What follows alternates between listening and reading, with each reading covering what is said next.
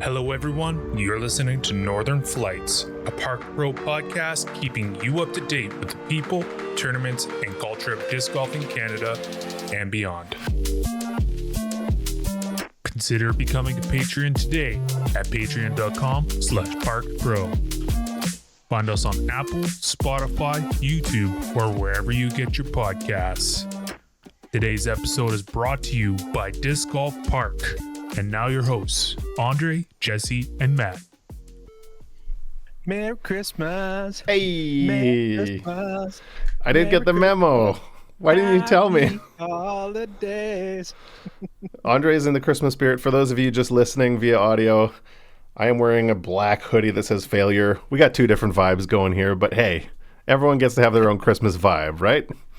Yeah, definitely. I think so. And this is, this is just what I normally dress in, so I forgot that it was Christmas. Oh, yeah, just festive dinosaurs. Yeah, exactly. Yeah, that is beautiful. And I wear turtlenecks all the time, too. Turtleneck, sweater vest, healthy beard. You are the picture of the winter solstice. I think so, yeah.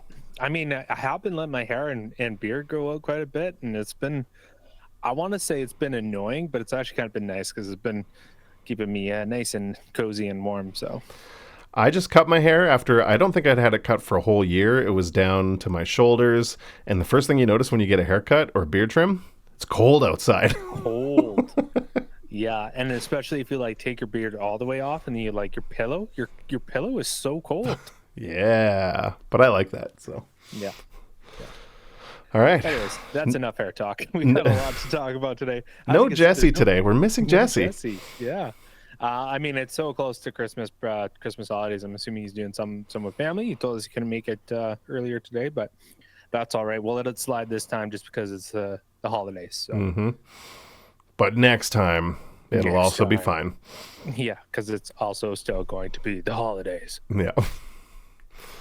We have some fun. We're gonna try to make a fun episode for you guys today. We have a little bit of Canadian disc golf news, and then in the Christmas spirit, we have a naughty and nice list in the world of disc golf. So, and a lot of it is specific to us and some Canadian disc golf. So, yeah, excited for that segment. But yeah, I think we're gonna try to keep it short here. But I mean, every time we say that, we usually end up running a little bit long. So saying we're going to keep it short is the podcast equivalent of nicing a shot. Yes, exactly.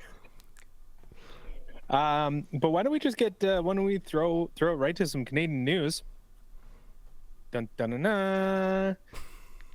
There was an announcement of an announcement. We have an announcement coming. On Boxing Day, the Can Disc Golf announced that they will be announcing where Canadian Nationals will be held. Are they announcing where it will be announced? Are they announcing where the press conference is for the announcement? Or is this an announcement saying that there's going to be an announcement? I think that announcement is going to be announced at a later date. Okay. Yeah. Okay. All right. Which is fine. I mean, build the hype, because I mean, I know a lot of people have been wondering where Nationals is going to be, including us. Like, yeah, I'm curious. It's funny. Even before the podcast, Matt and I were like trying to make guesses on where it was going to be, and yeah, who's going to host it. So we have no idea. We are completely in the dark, like all of you. My guess, all the way on the West Coast. And I'm guessing all the way on the East Coast. So. Taking two opposite approaches there. Yeah. Oh, and I just got a text from Jesse. He says somewhere in between the two. All right. Well, We'll see. Yeah. He's got probably the most landmass covered under his guess, but yeah.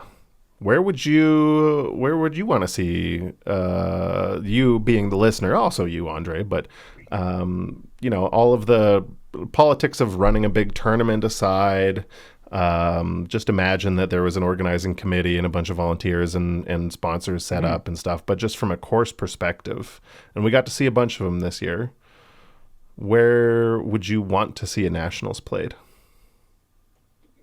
Yeah, I'm gonna let the listeners answer in the comments, and I'll answer on here.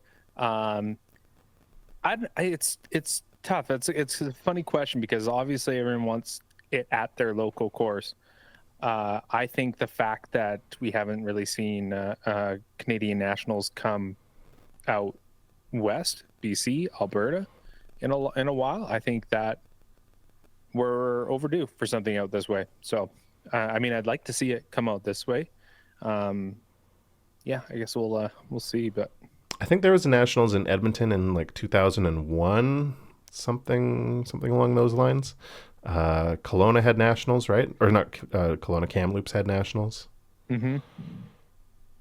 Yeah, and I mean those are two places that I think stick out as areas that I think definitely that can host. And I mean, one of the obvious place would be a place like Raptors Knoll. You know, the course is there. It's you know, the skilled level required to play that course is top notch, and obviously it shows well on film as we just saw in the BC Open. So I think it's kind of the ideal location, and it's a more recent thing. So as far as like, you know, the recency of disc golf and stuff goes, but yeah, it'd be interesting. And I mean, you got to think about places in Alberta too, like Sundre, Falcons Flight, always a great tournament, 2 courses right there.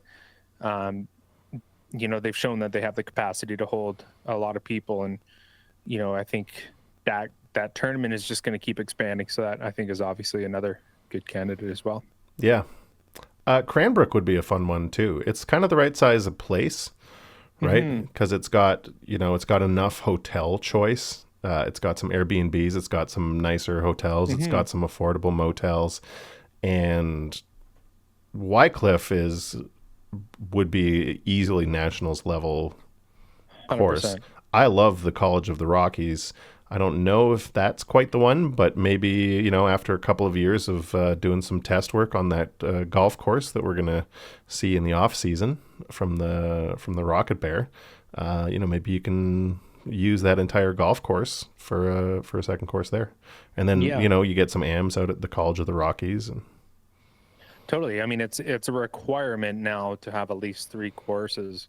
I don't think you can host nationals without the 3 courses. So I think the college provides, like you said, a really good challenge for the amateurs.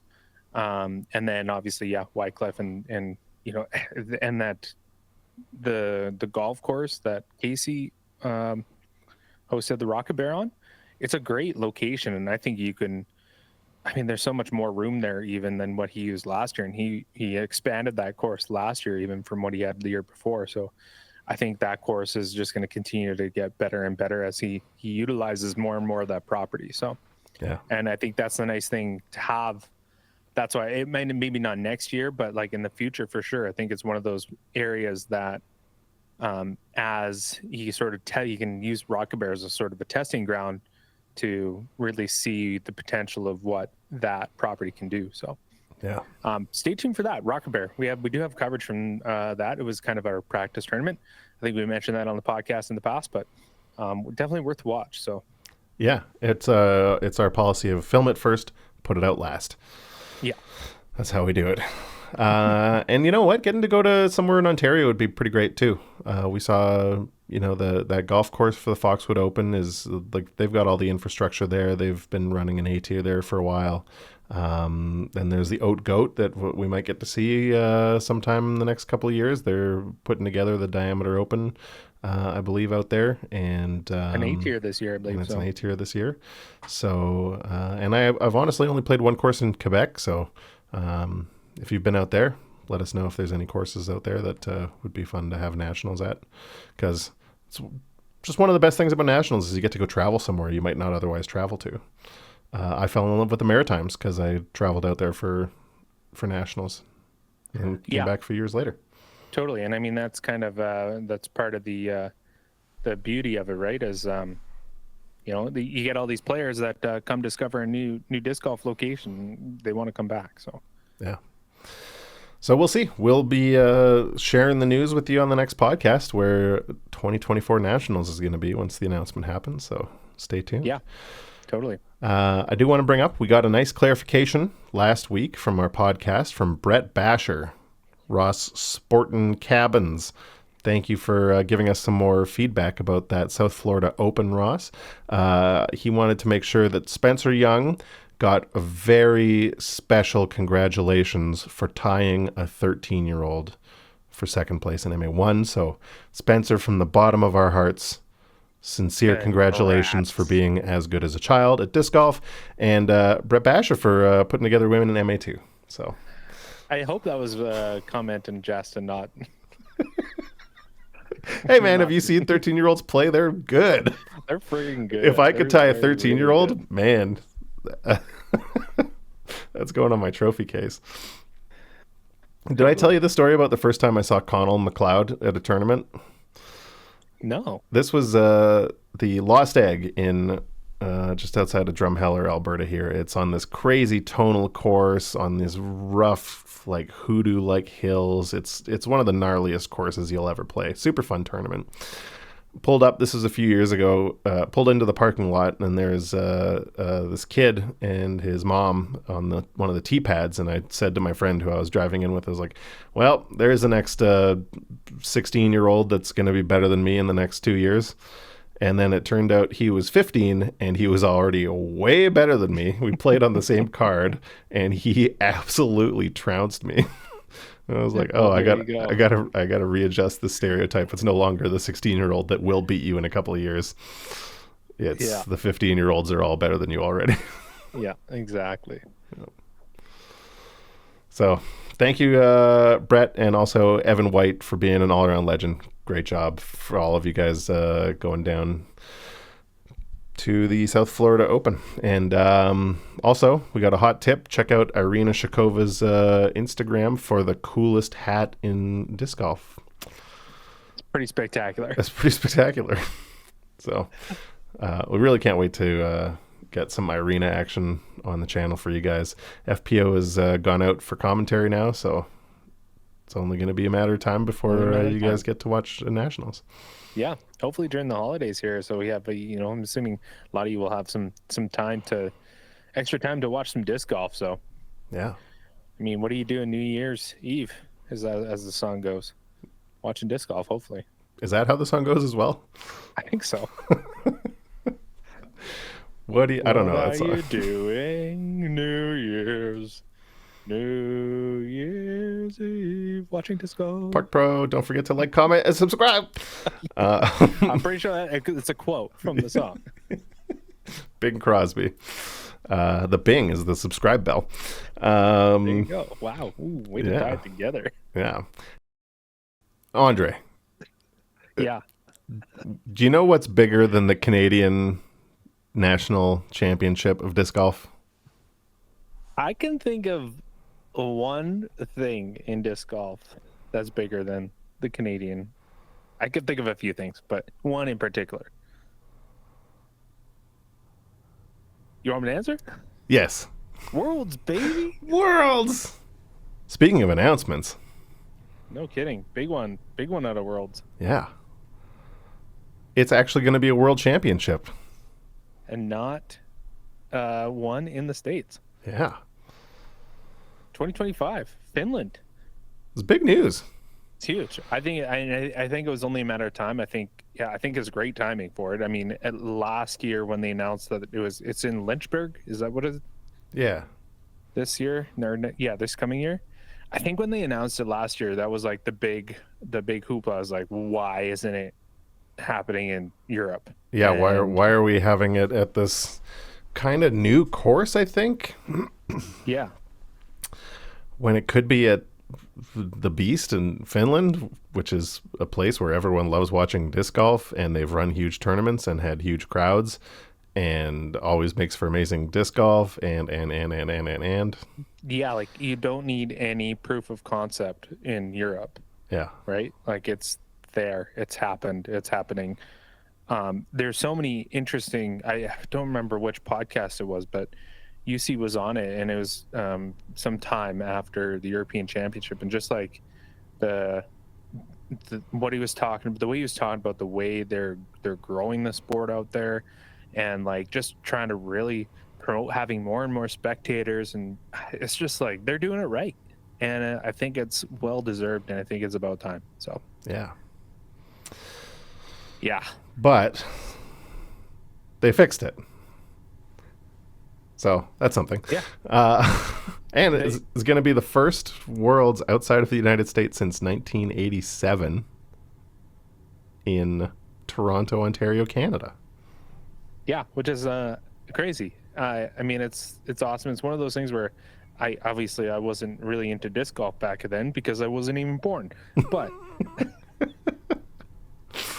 wow, yeah, this is the first non-American PDGA Worlds in your entire lifetime. Yeah, Yeah, totally. Crazy. It's awesome. And I guess I mean it kind of begs the question, like, how long is it going to take for something like this to come to Canada, right? Like, how much do we have to show that the sport has grown here, and that we can sort of sustain it? Because I mean, last year we had our first Silver Series event in Canada, and that's a pretty big far cry from hosting a world championship. And I don't know, like, is there anywhere in Canada that is ready to host something like that? I think probably PEI. It's the only place I can think of. Yeah. And 1 out of 3 nationals there had a hurricane. and the second one had a hurricane, I think, like a week after. Yeah. So I'm sure there's some risk involved there. Yeah, just a little bit. Yeah. But yeah, in terms of, like, I don't even know what you would need for Worlds these days. Like 5 courses? I'd say at least 6 courses? I mean, that's that's PEI. Well, and then, but you're not. I mean, that's the courses. We got to talk about, like, infrastructure, right? Like, Yeah. just the people alone on PEI. If you did it in the shoulder season, I think it would work fine. Yep. Because the tourist traffic really dies down after That's true. September, right? But yeah, it would be a big deal. I mean, nationals, I think, was a relatively big deal. Like, it was, I think there was, there weren't that many places that could host us all for the players' party. Yeah. So, yeah, I don't know. Does Toronto have enough courses in the GTA that you would play Worlds at? I'm not so sure, but and that's the thing, is I don't really know the disc golf scene out there too much. I know that there's a lot of people out there that are constantly trying to get more and more courses, but I mean, you're talking about a very densely populated area, and it's just like, is there even the land? I mean, you'd have to have a bunch of temporary courses on golf courses or something. Yeah, I think it would be mostly golf courses, right? You'd have to, right? Yeah. Which is, I mean, is that super fun? Maybe not. What? I don't know. Maybe not where Worlds should be. Maybe not where World should be. I mean, like, it's interesting. Yeah, I think it's at the Beast in Nokia, and I think the other course is, I think it's that big disc golf park course in Tampere. Isn't that one that they built a couple of years ago that was like a just beautiful purpose built, Yes. huge disc golf course? Also, I just realized we're talking about Pro Worlds, Yes, so we do not need 6 courses. I guess. Hey, No, because the divisions, for those of our listeners that aren't aware, because they split off the age protected for Worlds, exactly, right? exactly. So, okay. and then, like, there's amateur worlds, so it's literally MPO and FPO only. But that being said, you still need at least 2 courses, right? I mean, that's kind of the running what has been kind of going on for the last little while, is they kind of, like, while the no, they run 2 pools, don't they? Yeah, That's what it's been. 2 yeah, pools they had in 2 each pools. division. Yeah. So, I'm looking up this last year's Worlds. I want to see how many players there were. It was in the hundreds though, certainly, right? oh, 100% for sure. But then, I mean, you also gotta count for spectators too, right? Like, gotta go to a place where there's going to be spectators. I think that's one of the things that, I mean, I didn't really look into how many spectators overall. I don't know if we got those kind of numbers anywhere, but how many spectators were at the Disc Mini Open this year, right? I mean, it's maybe, I probably wouldn't travel across the country to go see Disc Mini Open, but if Worlds came, I would book a I ticket would to see Worlds. seriously consider it. Yeah. totally. There was about 300 players at Pro Worlds this year, so There you go. you can do that for on sure, easily. three courses for sure. Yeah. Interesting. Yeah, it was fun looking at this. I mean, that does open up a lot of different possibilities, right? I mean, it's not just PEI at that point. Yeah, Yeah. Cool. well, I mean, we're just talking about courses that can, or places that nationals could be. I mean, copy paste in a way. Yeah. Maybe not quite to the same level, but definitely possibilities for sure. yeah. I just don't see it happening for a while. I sort of don't either. I think it's probably something that should be on our radar as Canadians. I think once Can Disc Golf, really gets up and going and is a widely recognized sporting organization, that's kind of when you can start thinking about that kind of stuff. Yeah. Yeah. I love looking over this list of players at the 1987 Worlds in Toronto. It was a different time. It was a different time. Greg Hosfeld won. It looks like in a playoff. After 7 rounds of disc golf, they were tied at 328 strokes apiece. Him and Michael Sullivan, who I believe had a hand in Prodigy. Everyone was in the 4 digits. A lot of nicknames in the names. Third place was Steve Cup, Wise Cup. He was only a stroke back, too. Yeah. Jim, I don't know if Jim Olape is a nickname or his name. Gene Biff Barfield. Dwayne C.D. Steiner. I assume he was like the only guy in his town that owned a compact disc player at the time. So his nickname was CD. Chris Huapow Sikorsky. These are names that you don't see on World Championship leaderboards anymore, and I don't know if our sport is better for it. Irv Dead Dog Gordon. Phil Wrongway Corrigan. Mike Unknown Simone. At least Unknown Simone rhymes. So Yeah. props to Mike Simone.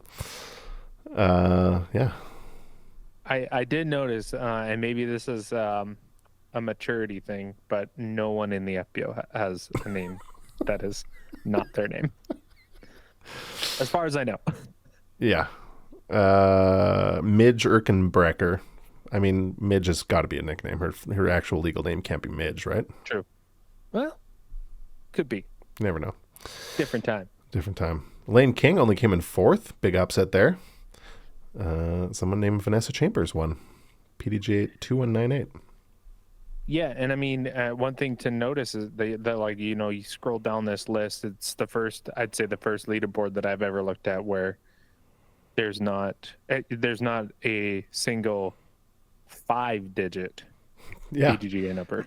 5 digits hadn't been invented in 1987. Crazy. And then, I mean, and some cool stuff to mention is that PDGA number 1, Steady Ed Hedrick, was there playing in senior grandmasters. Yeah, and Dan Stork Roddick played in Masters, PDGA number 3. Yeah, I think I saw PDGA number 8 in there as well. Like, it's just, yeah, it's cool. It's, I mean, it's a part of history. It's something that we'll always have forever. Yeah. And ever. Dave Dunapace, Tim Selinsky, like all these old names of the sport. They traveled to Worlds because that's what you did. Yeah, and I mean, some current players like, what's his name? Buddy Guy. Buddy Guy's a blues player. Glenn Whitlock from BC. Glenn Whitlock. Glenn Whitlock was I believe, after this, I think it was on, Scott Stokely. Oh yeah, Scott Stokely. Scott Stokely. Friend of the show. Current MPO player, Scott Stokely. Yeah. And then he was, I think it was in his book that he mentioned that, or maybe it was on the podcast that we had with him a while ago, but he mentioned that I believe Glenn Whitlock was one of the first touring pros. Like he went down through the States and toured, and he was one of those inspirations for Scott Stokely to get out on the road. So as far as I remember, maybe I'm thinking of a different name, but that's how that name I can remember that name. But We should make it a point of trying to invite every player with a weird nickname onto the show. What do you think? that would be pretty funny. Yeah. So if you or anyone that you know has a contact information for Chris Whapow Sikorsky, let us know on the pod. We'd love to have Whapow on. Gene Biff Barfield as well. Hopefully all these people are alive. Good chance that they might be. Yeah. Okay. Well, that's your national championship and world championship news, unless you have anything else. Yeah, there we go. I just wanted to confirm that Glenn Whitlock can be credited with being our sport's first full-time touring player. Oh, that's amazing. Yeah, there you go. Yeah. Yeah, I mean, that's all I have on that. That's I mean, it's cool. It's always kind of fun to look back in not just disc golf history, but Canadian disc golf history. I mean, hosting Worlds is no small feat. Yeah. So hopefully we can do it again. Yeah. All right. Is it time? I think it's time, and I think it only makes sense that we start with our naughty list. Okay. The disc golf naughty and nice list. Boy, this was tough because we're just positive people. So we came up with a bunch of nices. It's so hard to be mean. Yeah. Anyway, here's our list of grievances for the year. I will start this off with, I think it's a pretty obvious one, the PDGA for their handling of the Champions Cup. I think it's just the big rigmarole, and actually maybe this one should actually go to Mountain Pine Beetle, should be on the naughty list. Yeah, I think Mountain Pine Beetle deserves to be on the naughty list. We are familiar with it in Western Canada here. It's nasty. It leaves devastation in its wake, and it's taking away a beautiful wooded course from our majors next year. Yeah, and I mean, if I don't know if we really touched on this in the past, but for our listeners that maybe aren't up to speed with what's happened, essentially what happened is the Pine Beetle wiped out the course that the Champions Cup is normally held at. And then they did some rescheduling to try to get it later in the year because they were thinking that maybe they could get it done in time, and then they rescheduled it again, and then I think they rescheduled it a third time. So it was right in the middle of announcing all these new tournaments in Europe, and hey, the Pro Tour is expanding into Europe, and oh, by the way, we're just going to throw our major right in the middle of that swing. Yeah, just major kerfuffle, and but corrected, I think. So yeah, a bunch of people complained, and they just did the smart thing. They're like, oh, wow, you're right. Changed it. Whoops. Yeah, totally. So, but naughty list for not even thinking about it. At some point when they're like, oh, we got to reschedule this major, nobody was like, are there any other tournaments going on? Maybe. Any other big tournaments? Yeah. Not in our country. Yeah. All right, that's a good one. All right, my first one for the naughty list. Also, the PDGA Global. They have not fixed the Mando rule. We saw it at the Manitoba Provincial Championship. You can go past the mandatory and then curl back around, and it counts as missing the mandatory. It was mandatory to go through this way, and you did it. It's not a forbidden zone. They don't call it the forbidden rule. It's mandatory. It's an affirmative thing. So you get past the mandatory. It's mandatory to get past it. You're done. Move on. But no. It's such a tricky thing. Like I'm guessing that I'm putting a put on my PGA rules hat for a minute here. I'm guessing the reason that they did it was to just eliminate any question, right? It's like, well, I don't know. I don't think I missed the mandatory. Well, Yeah. We all saw it. It went by the tree. But I just feel like it's easy. I don't know. It's interesting. I like the old one. You just got to get past the Mando. Once you're past the Mando, it's done. I think, if I had to guess, I think it's because Mandos a lot of the time are a safety feature of a course, right? Like if you've got a walking path or some houses or whatever, you don't want people throwing discs through. That's why you would put a Mando in place. And you can kind of game the Mando rule a lot of the times if you like, just toss your disc up in the air past the Mando plane, have it roll back down, and then you're free to throw it around the Mando the wrong way. So I got to imagine that's where it came from, but I still don't love it. Having seen people go through the Mando the right way, bounce off a tree, and then roll back the wrong way, and get punished for it, don't love it. Don't love it. The heebie-jeebies. Oof. I like maybe you say if you roll past it, back past it. Nah, see that's even more. I was gonna say it's even more punishing. You still you don't lose the stroke, but then you still have to make the Mando again. But what if you're only like a few inches past? Then it really sucks. Yeah. Anyways, fix it. Yeah. Do the right thing. Do the right thing. You got another one that you brought up here. All right. This one might be controversial. At the Throw Pink Women's Disc Golf Championship, whatever the full name is, on hole 18, Holland Hanley throws her drive, hits a tree branch, bounces down out of bounds. It flew over the OB the entire way, hit a tree, lands OB, and she says, "Well, I think I made it." And a couple of people on her card weren't watching, so maybe they deserve to be on the naughty list. I'm going to put that whole card on the naughty list. On a major championship, to get an out-of-bounds call in such an important situation where there's thousands and thousands of dollars on the line, to just completely close enough a call like that, I don't know. I think that maybe that card deserves to be on the naughty list. You switched it to car. I was at Holland Hanley, maybe not, because benefit to the player. That's kind of like you hear that term come up, but I was gonna bring up that the whole card, if they all agreed that it was in, that's the rules. Yep. And no one did anything wrong. If Holland now, I think a couple of them weren't even watching. But that's the thing is if Holland truly thought she went in bounds, then it's fine. But if she knew she didn't, and she just in her head she's like, no, I need this competitive advantage, then she's on the naughty list. But I think she in her head thought it went in bounds, and therefore I think she's in the clear in my books.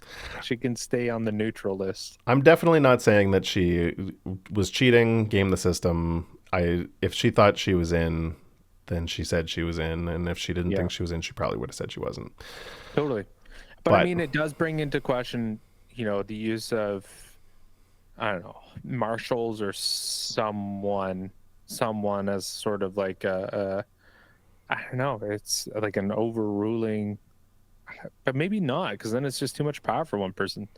That's where I think that's what I mean. I kind of circle around it. I think they did the right thing, so I can't put them on the naughty list in good conscience. All right, they're on my particular naughty list. I will say, it's a great example of the benefit to the player thing being misunderstood and misused. It's a lot of pros, and we've seen it on coverage, use benefit to the player to mean whatever, close enough, let's just give it to them. Yeah.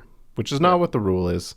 The rule, this benefit to the player rule is if the card cannot come to an agreement, like there's a vote on a rule thing and it's tied 2-2, then benefit goes to the thrower.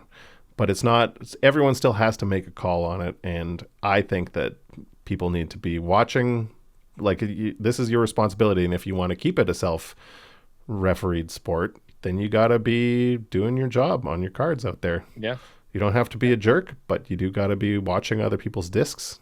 That's in the rules. You got to do it. Totally. Yeah. I agree completely. And even if, it's hard especially if you have a bad shot yourself, and then you kind of turn around and you're like, well, don't really want to watch this other person throw. But I guess I've never really experienced that, but I forget my bad shots as soon as I throw them. Anyways, all I want to say is I was gonna put Holland Hanley on my nice list because she was one of my top performers in fantasy disc golf this year. So. Okay. Yeah. All right. Also, Holland's breakout on both lists. And she broke out this year. I think she's Amazing Fantastic player. Yeah, great for the sport. I think she's a good role model. Yeah. All right, put her on the nice list. You got me. You got She's me. over. She's there. Transferred. All right. All right. And this was obvious. Anyone who didn't vote for Kristen Tatar as Player of the Year, just silly. Imagine, look, none of this is serious. Obviously, she's the player of the year, and none of those awards actually matter for anything. But could you imagine, like, how drunk you have to be to, like, look at the notification on your phone, like, oh, it's time to vote for player of the year, and choosing anybody other than Kristen Tatar? Yeah. Big thumbs, maybe. Could be. It's like an accident seems to be as likely as somebody intentionally not voting for her for player of the year. Yeah, and maybe it was like you press a button and then maybe they lost Wi-Fi right after they pressed the button and they didn't have a chance to like change it. Right. Like when you're submitting your scores on the PDGA website and you're like in a sketchy zone and then you're like, did the scores go through? Yeah, exactly like that. Let's hope that was it, because otherwise you're on the naughty list. Yeah. All right. Prodigy for suing Gannon Burr earlier this year. It's hard to believe. It's hard to believe that was this year still. Wow. Yeah. It's been a long year. Okay. Yeah. All right. Why are they on the naughty list? Well, I mean, Gannon brought up a number of grievances with them. I mean, you can go back to our podcast where we talked about it. I believe earlier on this year we talked about it. Copy paste, but the gist of it is Gannon is a kid, and I think Prodigy is on the naughty list, and they should be on their own naughty list because it wasn't good PR for them. And I think as a business that that's what they do is they're trying to sell this. And they're using child labor to do it. Is that what you're saying? Yeah, kind of. You're saying they're exploiting child labor? Hashtag not a sponsor. But that's why they're suing, right? That's what, or yeah, I don't know. Yeah. You can't, it is weird to like to go to a judge in one of those like curly wigs and black dresses and be like, Your Honor, this child must work for us. Yeah. It's in his contract that his mom signed. Yeah. As you can see here, his mommy's done everything in the contract, but as you can see here, his mommy's signature. Right there. Yeah. She just signed it, Mom. Yeah. Yeah. With hearts. Yeah, it wasn't a good look. But if you are a disc golf manufacturer, I think you're putting them on the nice list. So, you know what? Maybe they don't get coal in their stockings. Yeah, they'll get. I don't know. I mean, if you're the person that stamps for them, give them free stamps. Yeah. For a little bit. Yeah, they really took a bullet in a way, for sure. It didn't help their reputation. I think it sort of played out kind of like we all expected it to, which was their relationship with Gannon. I don't think improved at all. No. I don't think he's going to re-sign with them next year, and people were just not thrilled about it. It was like it's a brand that is not necessarily well loved by everybody. For right or for wrong, but I don't think it did much to boost their affinity with this golfers. I don't think so either. It's funny because like I think as a company, I mean, I was gonna say maybe there's something I do want to put them on the nice list for, and that's just attaining the NHL deal, just getting the being able to. Getting the license to use NHL names. I think it makes sense for the sport. And at face value, when I first saw that happening, I was kind of like, it's not that big of a deal because like they just paid a bunch of money to the NHL to be able to use their product. Mm-hmm. But then the more you look into it, apparently there's going to be advertising and stuff. I haven't seen it myself yet, but apparently it's like a dual advertising. They're going to be advertising in NHL arenas and stuff for Prodigy. And I think I mean, we'll see. But I think it's, as a whole, I think it makes sense, because you are going to start capturing some hockey kids. I think kids especially, like, Oh yeah. I mean, I myself personally don't really buy any NHL paraphernalia anymore. But when I was a kid, when I was a teen, I got jerseys on my wall and stuff like that. And, you know, when you see a kid walks in the store and it's like their favorite team and they see a disc with it, and they'll be like, what's that thing? I don't really care. It's got my team on it. And then, you know, maybe a few people will find disc golf because of it. So, Yeah. And we've met a lot of disc golfers, Canadian disc golfers, that like hockey is either their current sport in the winter or had been their sport in the winter. So in Canada, at least, it makes a ton of sense. And it's also sticking it to those greedy disc dyers that have been doing under the table illegal. Maple Leafs dyes on discs. Let's put those people out of business for good. I hope that the NHL sues a disc dyer the way that Prodigy sued Gannonburg. Imagine if they sue like a kid in his basement dyeing like Calgary Flames logos. I think they would probably do a cease and desist probably first. Probably. Hey, speaking of cease and desist, I got another one for the naughty list. There was a guy in Florida who, about a week after Paul Macbeth and Major League Baseball pitcher, very good pitcher, Dylan Cease, bought that property, got hit by a disc during a tournament and sued them. Coincidentally, right after a couple of millionaires bought the course, the guy sued them because he got hit with the disc. That's a no-go to me. That's a naughty list. Terrible. Yeah. Super on the naughty list. Yeah. I heard he's like, you know, you listen to podcasts on the subject when it first happened, and sounds like he wasn't one of the better dudes out there. So maybe just look for a quick buck, and he's a disc golfer. I understand if you're a family walking through a park. It's a public park. You walk there every day, and then one day there's no signage, no nothing. Out of nowhere, boom, you hit by a disc. You can't work for a couple of months. I could understand that. The tournament. Yeah. You played at the tournament. You're a disc golfer. He's a disc golf retailer. To me, there's like an implied level of I understand that I might get hit by a disc if you've played any amount of disc golf. The first time you throw a disc, you're like, oh, man, I hope I don't hit somebody with this thing. Yeah, totally. So that guy's on the naughty list. It sounds like the lawsuit was dropped. Hopefully Paul Macbeth and Dylan Cease didn't have to pay any money to get that thing dropped. Be better. I think the judge ruled against it. Good.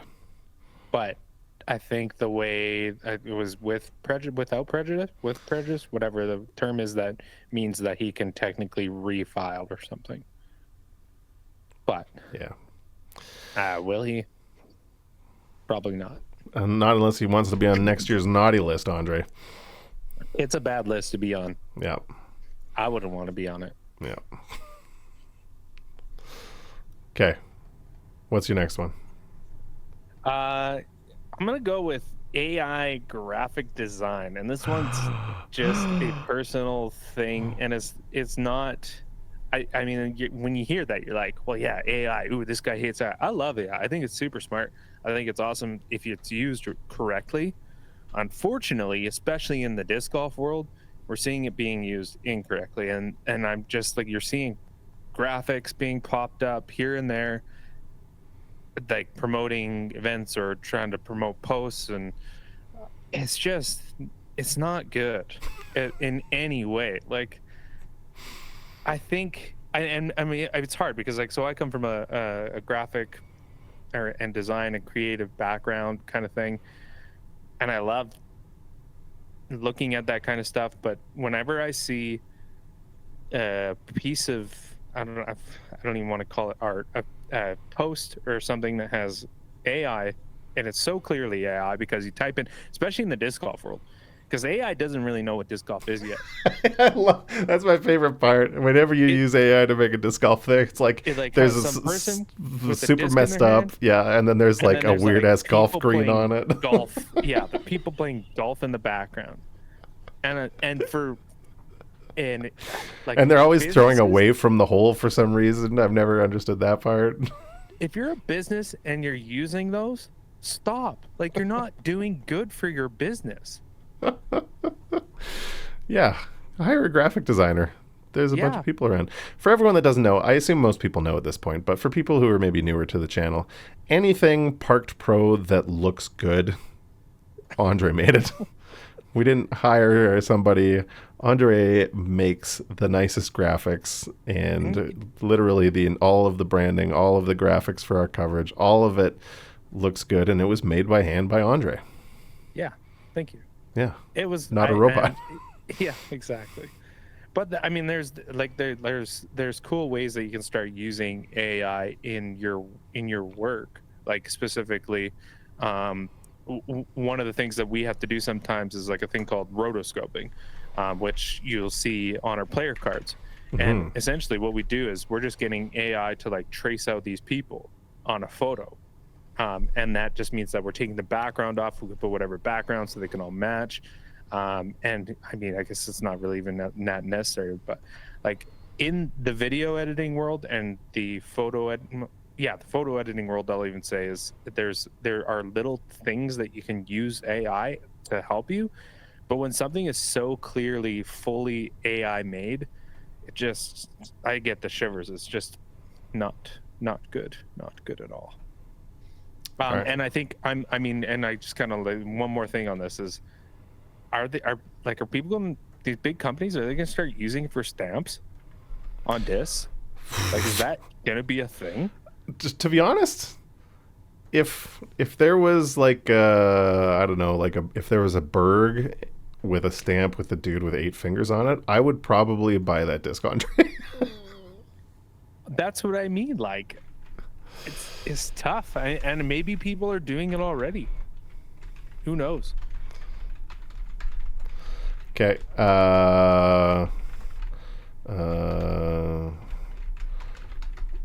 As a counter argument, like, this isn't fair to just have an argument against AI without letting AI talk. So here's what ChatGPT says in rebuttal to your point. Artificial intelligence in graphic design enhances creativity and efficiency by automating repetitive tasks, so it agrees with you on that, allowing designers to focus more on more complex and imaginative aspects of their work. AI-powered tools can analyze data to identify design trends. That's interesting. So you can more easily copy trendy things by getting a robot that's entire existence is about copying things. So that's handy. Generate personalized recommendations and expedite the design process, ultimately enabling designers to produce high-quality, innovative visuals in less time. Well, hard to argue with that, Andre. Yeah. I agree with you. I think the aesthetic of our current generation of AI image generation is weird and gross. And it's not even like fun trippy.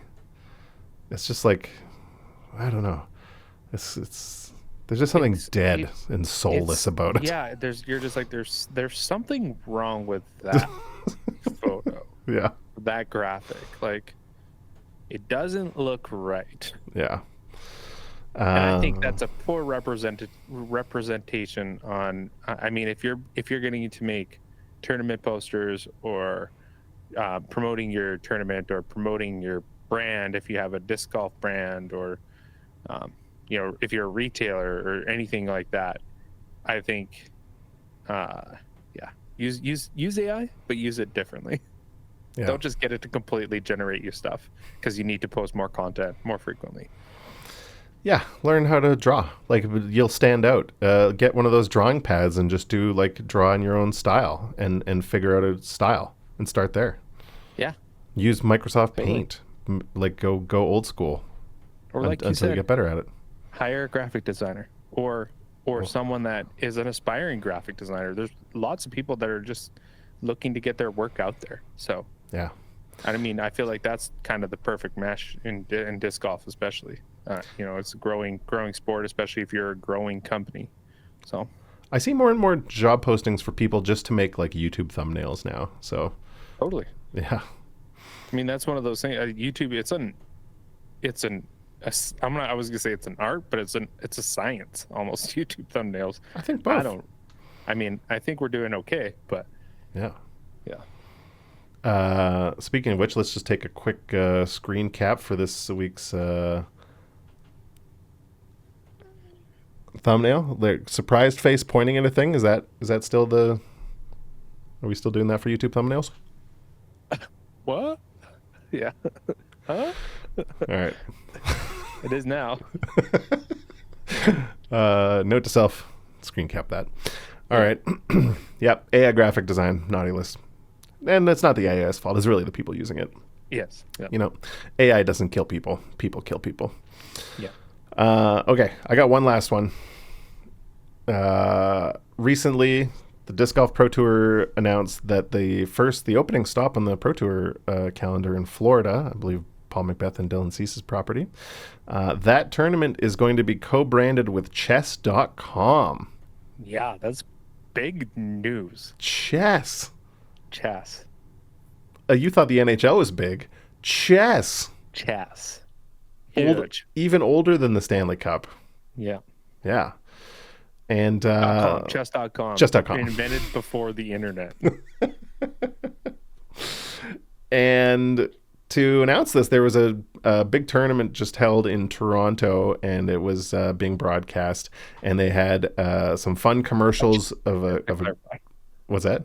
A chess tournament, not a chess disc tournament. golf Yeah, a chess tournament, or gathering of the juggalos. I think those are called, aren't they? Chess tournaments, or is that something else?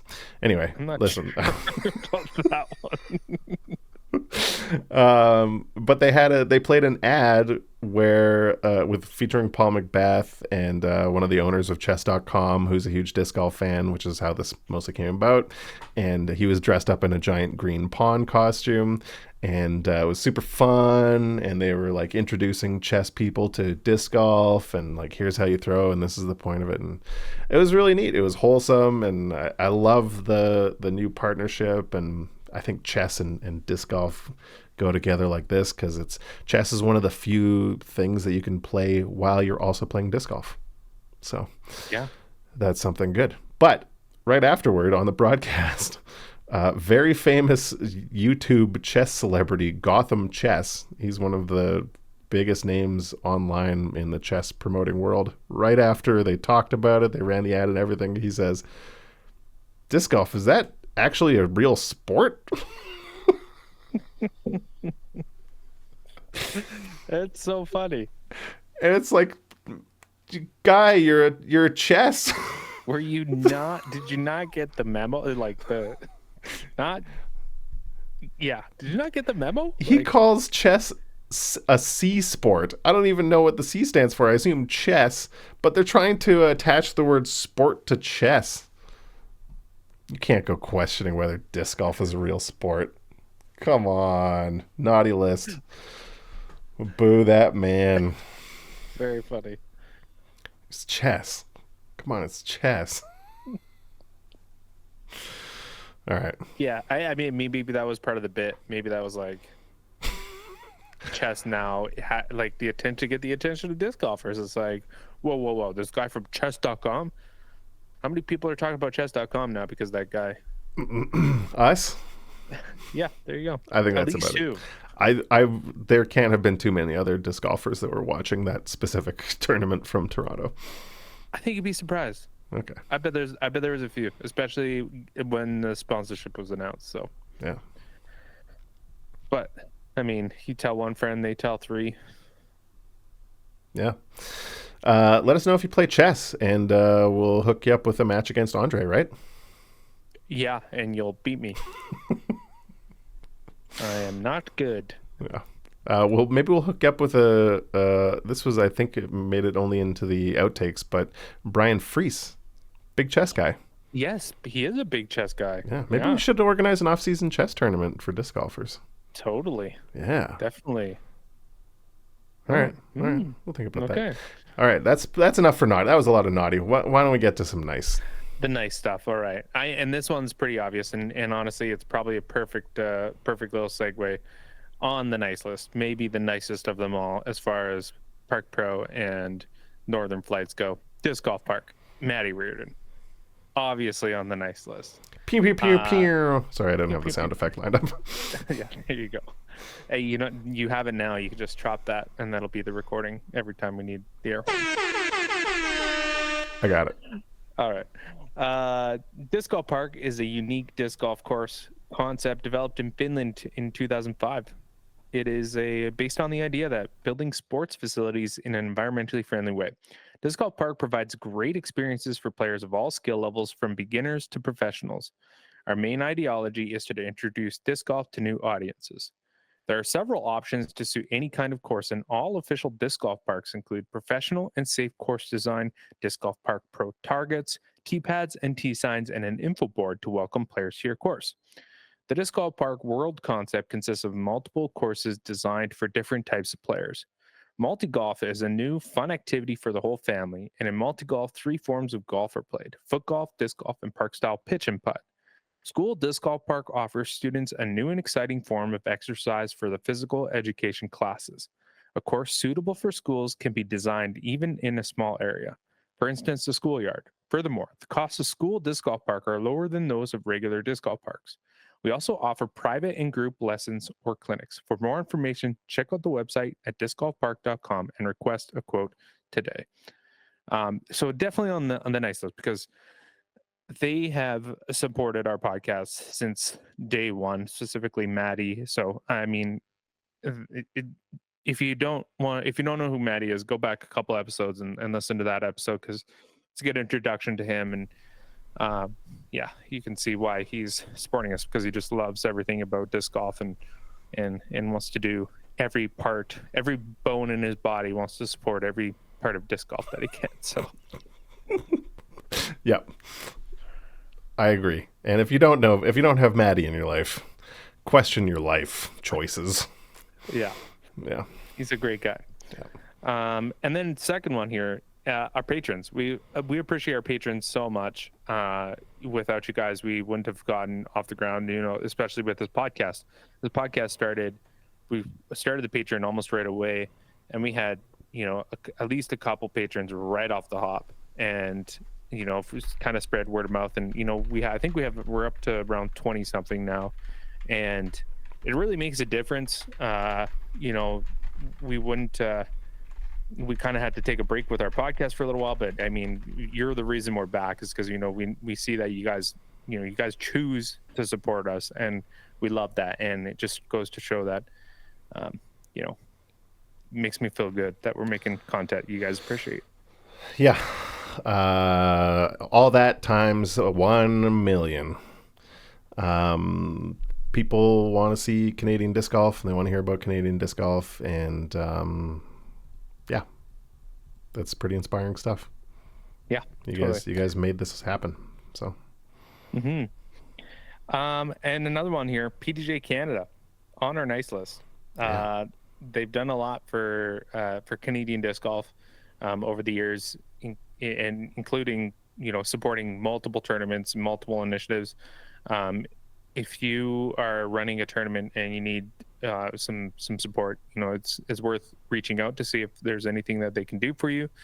They also help. We just had maybe not so recently anymore, but they had the Pan Am Games. There's some funds from PGA Canada went to supporting getting players down there and all that kind of stuff. So they're doing a lot for our sport in Canada, and it's nice to see that our PDGA fees, every single dollar that we as Canadians spend on PGA, it goes back into PDGA Canada, and that money all gets spent in Canada. It doesn't go anywhere else. It's only Canadian. It supports Canadian initiatives. So the magazines you get that people make fun of, those are free because all your money came back to Canada. So you're just getting free magazines. Free magazines. Yeah. How about that crossword puzzle? That was pretty sweet. It was great. Yeah, and it had a sweet Park Pro Canadian Disc Golf Tour ad next to it. So check that out. If you missed that, go back a couple of issues.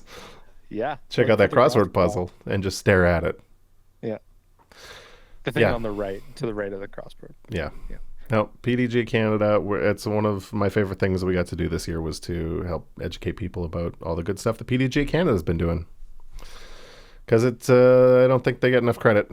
And it's really just a guy in a laptop, as he likes to say, Brian Honinger. Sorry, Brian, if I got that wrong. But it's a guy in a laptop, and he makes a lot of stuff happen. A lot. Totally. Yeah. And we'll be sending players to the WIFDF Worlds, too. And that'll be with the support of PDG Canada as well. So, yeah. All right. Next on our list here, on our nice list, local disc golf. Out of, we're not talking about like locals, but local disc golf is a YouTube channel out of Calgary. Huge shout out to them because, you know, we've had some back and forth talks with them. We traded some sponsorships with them. But also on the final round at Nationals, which will be coming out in the next little bit, we got some support on camera. So it was going late. They had to delay the start of the MPO because the FPO rounds were taking a long time, and we were filming those, and we basically had to run directly from hole 18 of the FPO rounds to hole 1 to start filming MPO. This is, man, those days in Thunder Bay, that was like 7 hours of running around disc golf straight. Yeah. But because of those delays, it meant that Vicky, our camera operator extraordinaire, running catch who's cam also on for our us, nice list. yes, who's also on our nice list, had to get to the airport, and we didn't have a catch cam operator. So Ryan. stepped Ryan. One of the Ryans of local disc golf. If you've ever heard this is local, we are local, that's local disc golf. So yeah, Go check them out. Check them out on YouTube. They're doing a lot of cool stuff. So yeah, and I think he did a good job on the filming too. We gave him like 10 seconds of instruction as we were slamming down sandwiches. yeah, He did really good. totally. Yeah, and I mean, just speaking of camera, obviously Sean Lefebvre from Grammar Key, he was also a camera person for us. So Yeah, Sean and Vicky did almost all of our camera work for Catch Cam this year, and they did an unreal job. The more you go through footage, and you can see it gets better and better every tournament too, and they just knocked it out of the park. So totally. thank you, Sean and Vicky. I'm going to give a nice list to Discmania. They invested tens of thousands of dollars to get a Silver Series event on the Disc Golf Pro Tour in Canada, the Discmania Open out in PEI last year. Not every manufacturer would do that, but Discmania stepped up and they said, "Yeah, we believe in Canada. We can see an opportunity. Make it happen." So make it happen." Unfortunately, it was the weekend after Worlds, so almost everybody dropped out. But world champion Isaac Robinson showed up. Yeah. Eagle McMahon showed up. Ella Hansen showed up. Nate Perkins showed up. Yeah, there's still quite a few pros there, and I think it just kind of goes to show that, you know, people are starting to pay attention to Canada more, and I think that is only going to continue to grow and get bigger, and you know, Discmania might have started it, and now people are going to start competing for it. So I think that's kind of you need that first step to get to the next ones. Yeah. We have the courses, we've got the players, we've got the volunteers, we've got the tournament organizers to do it. Yeah. I will add an addendum to our patrons. I also want to put anybody that subscribed to our YouTube channel this year. We started the year at 400. Yeah, the low hundreds. Yeah, I think it was around 400 subscribers, and we made a goal for ourselves at the start of the year. We said, man, if we can get to 1,000 subscribers on the YouTube channel, we'll be doing really good. And as of today, we're at we just passed 2,000 subscribers on the Park Pro YouTube channel. So each and every one of you, congratulations, you're on the nice list, unless you also happen to be the guy that sued Paul Macbeth and Dylan Cease. Then I gotta say you're still on the naughty list. But thank you to everybody that subscribed to the channel. Or the chess guy. Yeah. Yeah. So you're all on our nice list because unbelievable support on the YouTube channel, and yeah, thank you everybody that's subscribed. And if you haven't subscribed, just hit subscribe. It's free. Come on. Yeah, totally. I mean, this kind of goes one step further. Even we can go than that. Is all our listeners. You know, if you're listening to this podcast right now, if you listened to us in the past, it's funny. I even saw there's a comment on one of our earlier podcasts on YouTube, and I was filled my heart to see it, because it was like, whoa, someone like went back and the comment was something about, you know, they're listening to them through, and said this is a great podcast. What are you doing if you're not subscribed? So we really appreciate that kind of stuff. It means a lot to have a listener base and to have you guys with us, and especially sticking through, you know, our schedule. We had a busy summer, so we had to put the podcast on hiatus, but you know, we're taking steps to make sure that doesn't happen again. So you know, we love you guys and we want to keep you guys engaged. So yeah. Spin in circles, DG. Thank you for checking out our old stuff. That's pretty sweet. Yeah.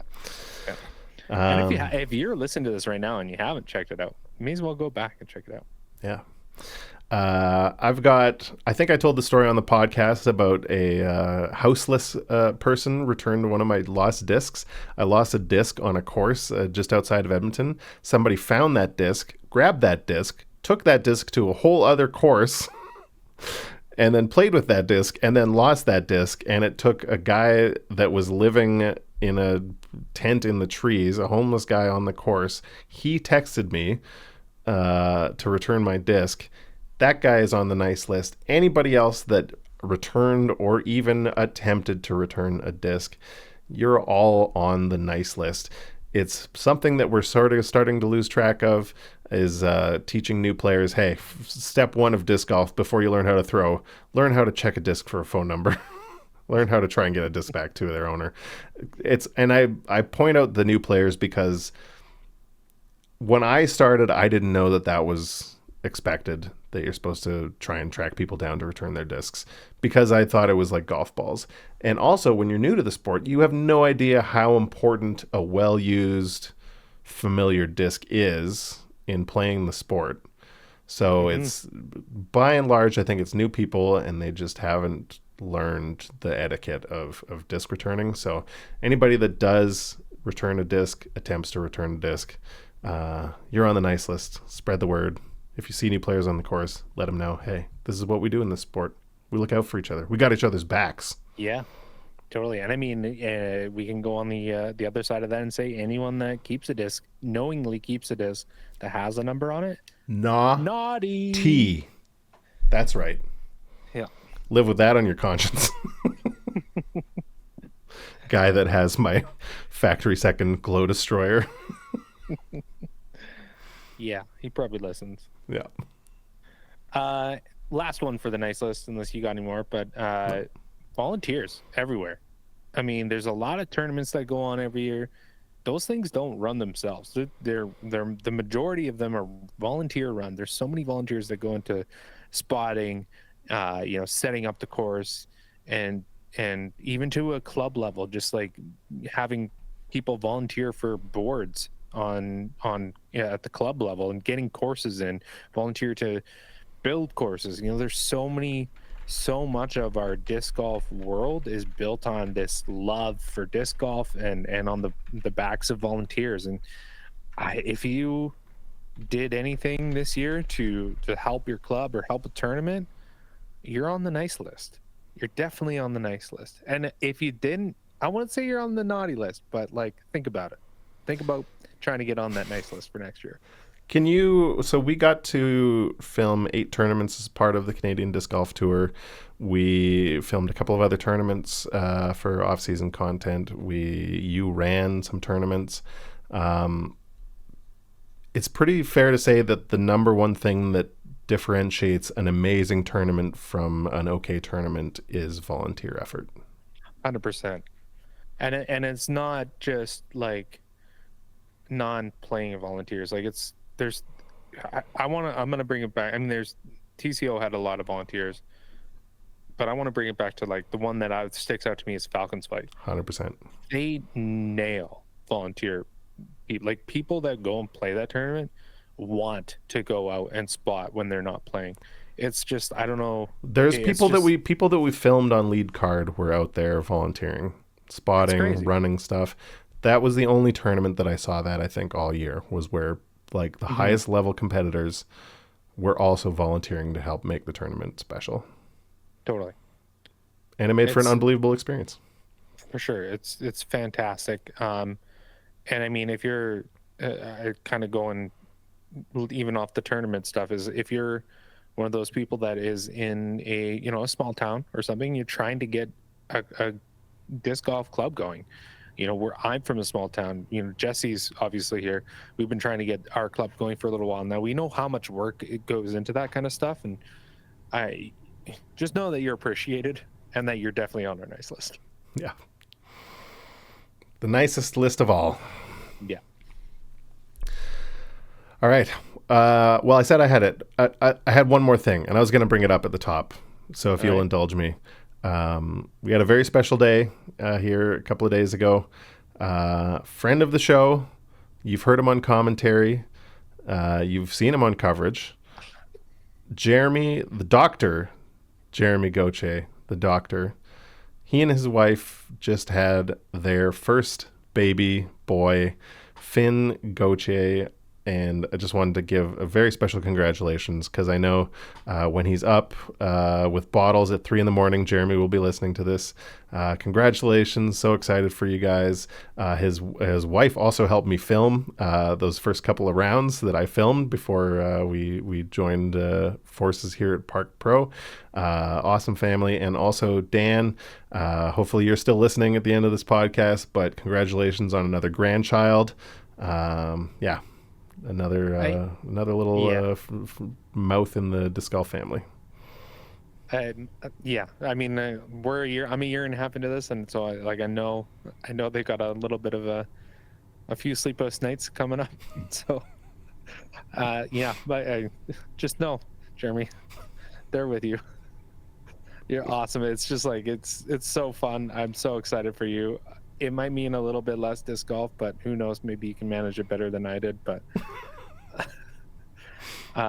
so excited, and who knows? Maybe he's gonna grow up to be a disc golfer himself. So I'd put money on it. yeah, probably. His parents are both ludicrously athletic. I'd say there's a good chance, or maybe cornhole. You never know. You never know. Chess. Yeah. Yeah, Sport. He's going to get into C sports. Yeah. Awesome.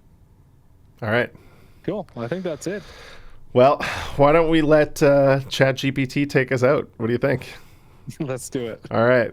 This is for real. From all of us here at Parked Pro, may your discs dance with the wind like a leaf in a disco, and may your podcasts echo through the cosmic fairways of the audio universe. Keep it quirky on the course. Love it. Bye.